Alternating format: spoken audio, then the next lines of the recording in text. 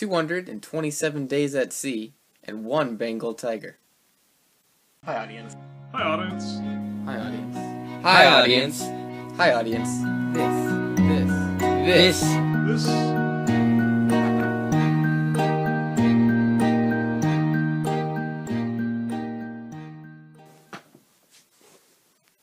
Spoiler alert, I'm going to be talking about the life of Pi in this episode.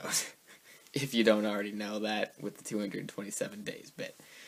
Alright, I did talk about the life of Pi already in one of my episodes, but I realized I was sort of ranting a bit, and with the new schedule and everything, I want to talk about it more. All I really talked about was like my favorite quote, which was the agnostic one. It is a great quote, and I talked about all the beauty and how much I love the book. But because I was worried about spoiler alerts, I didn't want to like go into details. Today, don't watch this unless you've read The Life of Pi. And if you've read The Life of Pi, comment below all about The Life of Pi, because that's what it's about.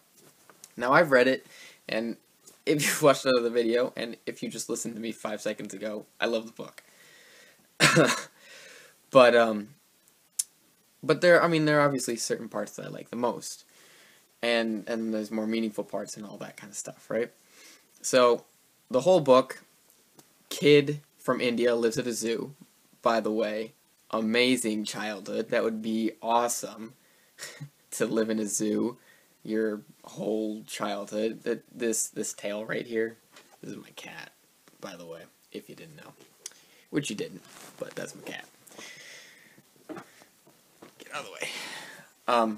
It'd be awesome to live in a zoo as a kid. I mean, you get to hang out with rhinos and jump on hippos and things. I mean, how awesome would that be? So a kid from the zoo has to move to Canada from India, which is a horrible move. I would hate it. But he has to go. They get in a boat. They're transporting the animals. Boat hits something. It's like the Titanic. It goes down. He's stuck on a boat. He helps a Bengal tiger get on the boat. Realizes that's a horrible idea. Tries to kill himself. That doesn't work. Then he's stuck on a boat with a giant tiger. A couple other animals, but they pretty much get eaten pretty quickly. I mean, it's a tiger. And then throughout the journey, he's floating on a boat, doing nothing. There's a bit about a meerkat island that no one wants to believe in, and there's some other stuff in there. And, yeah, it's a great book. My favorite part is well, I have two, but one of them kind of goes with the other. My favorite parts of the book is the training of the tiger. That is amazing. And something that was really disappointing to me in the movie is that they don't train the tiger. I mean, they don't. If you've seen the movie, another spoiler alert, he gets on the boat, he rocks it back and forth some, and then the tiger just, like, tells him no, or, like, almost hits him, and he doesn't get to train him, and you know, it goes on from there. But in the book, it's like this whole long thing about circus training and all that kind of stuff. And it's hard to believe, but that's kind of the point. It's like, do you want to believe in this? Because if you want to believe in this kid lived 227 days with a Bengal tiger on his boat. If you don't, then you don't. You don't have the faith that you want in this. Actually, you still have faith, because you don't know which story is real in the book anyway. And that's my favorite parts of the book. The best part of that is the very beginning with the flying fish. I mean, the movie does it perfectly too. Just think about it, an entire sea of flying fish coming at you. That'd be awesome. And I can envision that like really well, and that's definitely my favorite part of the book. Talk about more meaning. I've talked about this before, how it like teaches you what faith is, and it teaches you what faith is by bringing you on this giant journey, especially with the Meerkat Island, which we'll get to in a bit. Bringing you on this journey, this unbelievable journey about a kid, and in the end, he's talking to some Chinese investigators who want to figure out what happened to the boat and everything, and he tells them their story, and they don't believe him. And so he goes, well, what do you want instead? And they go, a real story. They don't think it's real. And he goes, so you want a story without any animals? And they go, yeah, we want a story without any animals. One that you can believe. Yes, I want one that I can believe. Okay, and so he makes up another story where he gets on a boat with the cook, and the cook's crazy, and he kills a sailor. And then he kills the main character, Pie's mom, and then Pie kills him, and it's a horrible end, and the Chinese people don't like that much either. And it doesn't help them investigate either, because it doesn't tell them what happened to the boat, because Pie just doesn't know. And so he tells them, in the end, since they don't really get anything, they're ready to leave now, because they believe this story, kinda. But Pie goes, well, which story's better? None of them help. Which story is better? Is this story, do you believe that this story happened more?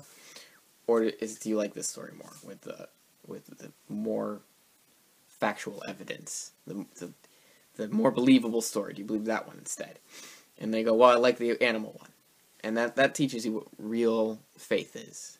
You see something beautiful, you don't really know which version of it is true, but you really believe this one because it's just so amazing and beautiful. And of course, atheists and agnostics and all that are going to argue about this, but that's fine because that's their belief. That's what, not saying what they believe, but that's their take on it. That's what they think about it. And, the point is to find what you think about it, really. Not downing agnostics like Life of Pi is, but, think about it. Don't just go, oh, whatever. We're human beings. We're meant to think, so think about it. And that's also something in Life of Pi. We are supposed to be thinking. We are on this planet to think. What else do we have to do? Do something. I just wave it off. Whatever. Doesn't matter. Don't have to think about it. Why not? Do it. Alright, back to the Meerkat Island. That's the thing that people don't believe the most. Especially me. Like, I don't even want to believe it because it's preposterous. A kid on a boat for 227 days, Bengal tiger, I can almost see that happening in real life. But the Meerkat Island one is he gets to an island with algae growing on it, and there's million meerkats there, and they fish, and they live in trees. And the island is like acidic during the night, and it eats people, and it has eaten a person before. And to me, obviously, that's just absolutely ridiculous. But if you're gonna believe the tiger, don't you have to believe the meerkats? Or are you going to believe the more factual evidence one? So if you're going to believe the tiger, don't you have to believe the meerkats? That's part of the story. It's a big part of the faith of it, that this beautiful thing happened too. And I would almost argue, bringing it back to life, where it's faith or it's atheism, looking at the factual evidence, since we don't really know which one's which, sure, atheism, you might think you have more facts about it, and believing in one God that's over here demanding things doesn't seem like it has got facts, and it doesn't really, but you're just taking it as, I think that this is actually happening, and atheism is going, well, I don't see it, so why would it be happening? Makes sense. But there's in-betweens, too, so I think that you can believe in the tiger without the meerkats. You can believe that he was delusional at the time. It was already said earlier on he was losing his mind. He went blind for a little while. There was a French guy that got killed or something. He was delusional, so it's very possible that he was delusional through the Meerkat Island too. And you can do that. Why not? Why does it have to be one way or the other? Why can't you pick it in-betweens here and there? I believe in this type of God, and a God that's like the oneness with the universe, but that doesn't mean that science isn't there too. It doesn't mean you can't have evolution and believe in God. There's mixtures. Science and faith can certainly coexist. I'm sure I'll have a whole episode about that fact. But bringing Life of Pi into real life, I think that can definitely happen. I don't think it has to be one way or the other. And there's more about the Life of Pi, and there's more about what I love about it. That's my favorite part. My least favorite part, I don't know. You know what? I really loved all of it. I didn't like how quickly it ended, just like everyone else. It ended too quickly. I was so immersed, so part of it, and then it just cut. Too fast. That's all I'm saying.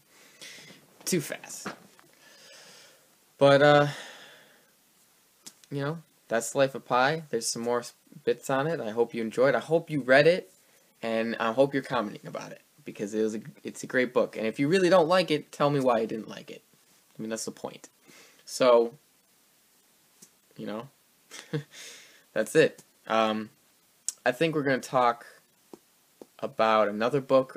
A good friend of mine sent me The Prophet next time. So if you get a chance, and if we're going on these books, next time I do a book video, it's going to be on The Prophet. So read that book. It's a really, really short book. And I have that one, so I can like quote it while I'm doing the video next time, and that'll help. Otherwise, subscribe below when you want to cry. Comment below about the book and anything you want to talk about that. And your takes on it, what symbols you see in it. And look for more videos above. So, see you later. Thanks for joining. Peace.